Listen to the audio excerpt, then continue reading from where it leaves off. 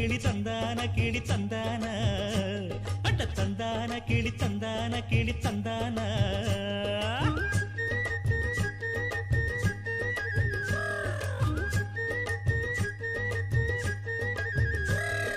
நீ என்ன தென்மதுரை அரசாணியா நெசமாக வந்து இருக்கும் அல்லிராணியா நான் என்ற எண்ணம் கொண்டு நடக்காதம்மா நடந்தா தங்கையா கிட்ட நடக்காதம்மா இல்லாதத பொல்லாதது எல்லாருக்கும் சொல்லாது